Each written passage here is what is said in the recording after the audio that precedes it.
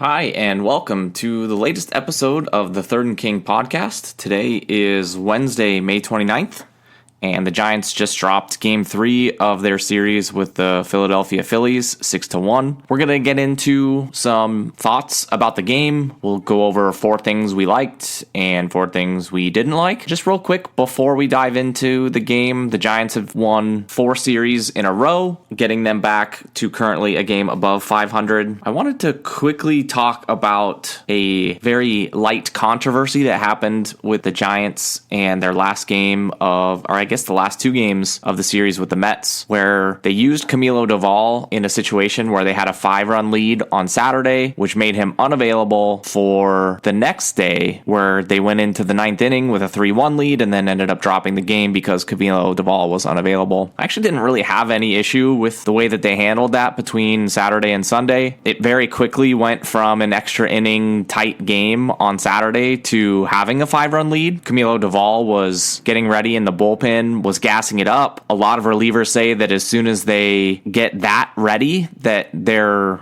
used for the day, regardless of if they actually get in a game. So it was either sit him down and not have him available for the next day anyways, or put him in the game since you're not going to have him available on Sunday. So they put him in the game, which I think was probably the right move. It secured a series win. We saw earlier on the road trip, they tried to go away from Camilo in the 9th inning against the Pirates, and it ended up backfiring. And you also don't know that there's going to be a save situation the next day. Holding him off to use for Sunday when you don't know how the Sunday scoring is going to go. I think hindsight is 2020 there. There are too many assumptions saying that it would have been better to save Camilo for Sunday. If you want to nitpick a little bit and say Tyler Rogers wasn't the way to go for the 9th inning of Sunday's game, sure, that's fine. I think Tyler Rogers has been very good. I think one of the arguments against him in the 9th inning is that he's just not a big strikeout guy, and there's very little room for error in a situation like that. He ended up giving up a bunch of hits on soft contact, kind of like he normally does, that just weren't finding gloves, and there's no coming back from that in the 9th inning. If you want to nitpick that, sure, by all means, but using Camilo the day before and making him unavailable on Sunday, I actually had no problems with, especially because you never know if there's going to be a safe situation the next day anyways. Just wanted to get that off my chest before we move on. Okay, we'll talk about the game the Giants just lost 6-1 against the Phillies on Wednesday. Here are 4 things I liked.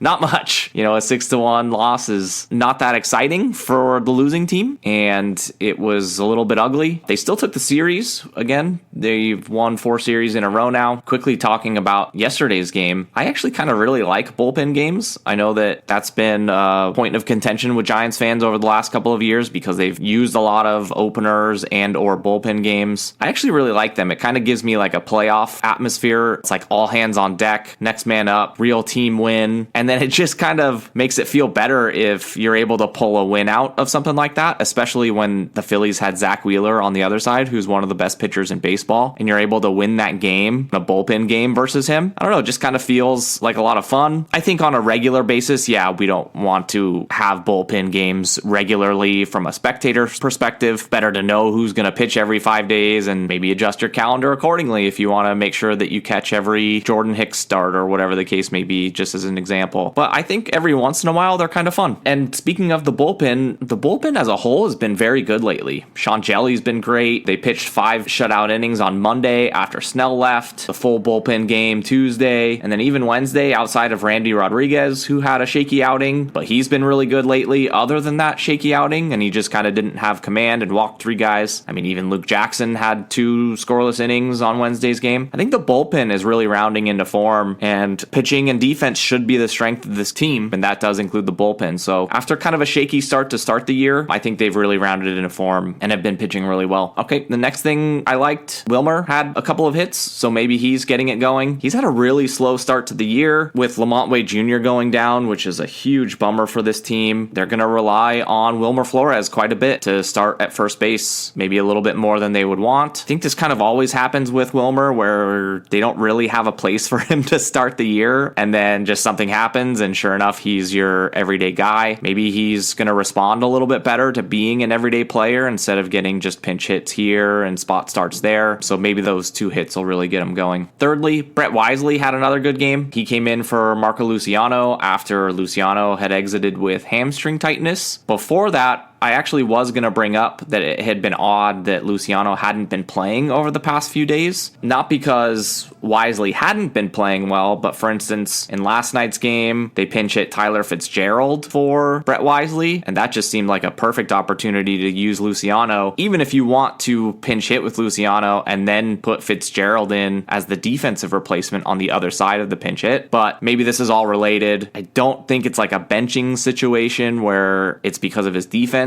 I think he's been kind of nursing something, so he's been missing for the past couple of days. But yeah, back to Brett Wisely. Had another good game, is playing competent shortstop. He's definitely not an ideal defensive shortstop, but he's playing good enough defense where it's passable. And then he's been hitting well, so I think that's a good combo for now. If Wisely keeps playing like this, I think it's his job going forward, even when Nick Ahmed is ready to come back. I think Ahmed will get some spot starts against tough left-handed pitching, maybe be a defensive replacement at shortstop in late innings. But Brett Wisely's hitting well enough and playing good enough defense where I think it's his job to lose at this point. Okay, and then lastly, for things that I liked, Elliot Ramos had another good game. He had 2 more hits today. Also was playing some really good defense. Nothing really came of this, but he was playing hits well off the wall, and he was just playing the caroms well and getting them back to the infield really quickly. I think there's a chance that those will turn into more outfield assists like we saw earlier in the year. He had 2 in one game from right field. He's been playing left field mostly with either Matos or Yastrzemski in right. But yeah, I think just overall he's playing really well. I kind of mapped it out, just speaking of Ramos,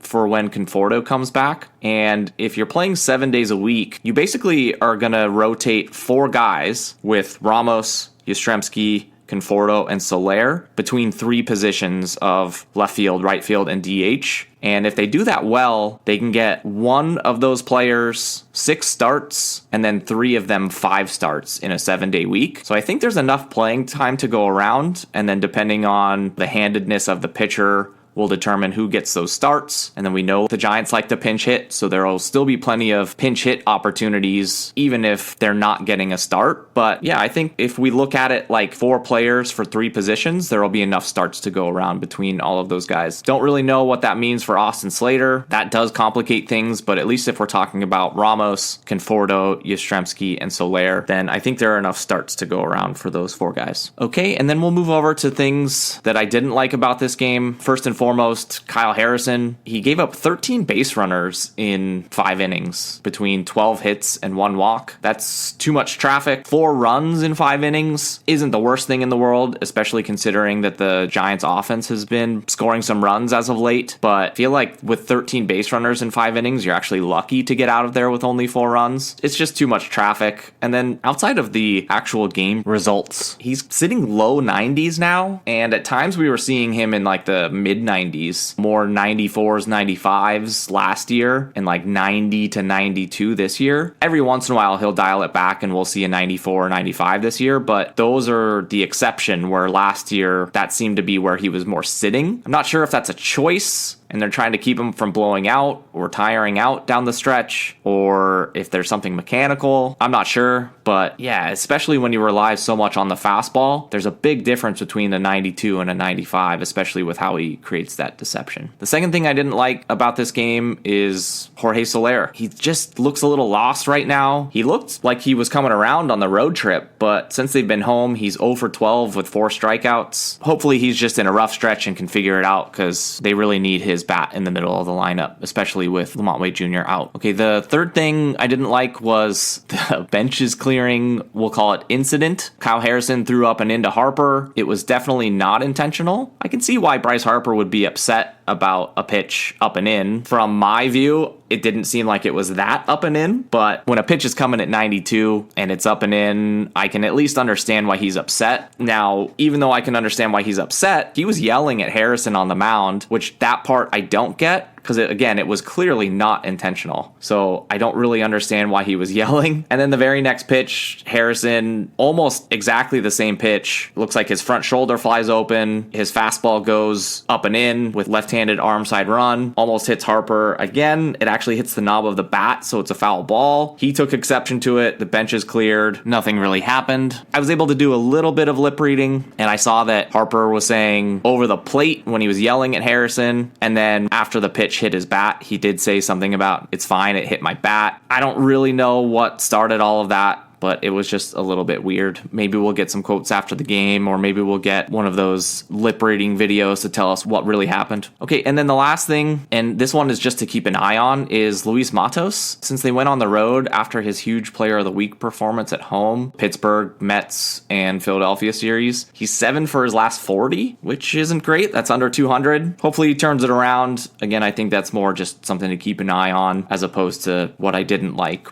All right, got a day off tomorrow and then a big series with the Yankees this weekend with Hicks, Webb, and Snell taking the mound for the Giants. Hopefully we can get another series win out of it and keep this train moving. You can find us on social media at Third and King Shop, or you can visit our website at thirdandking.shop.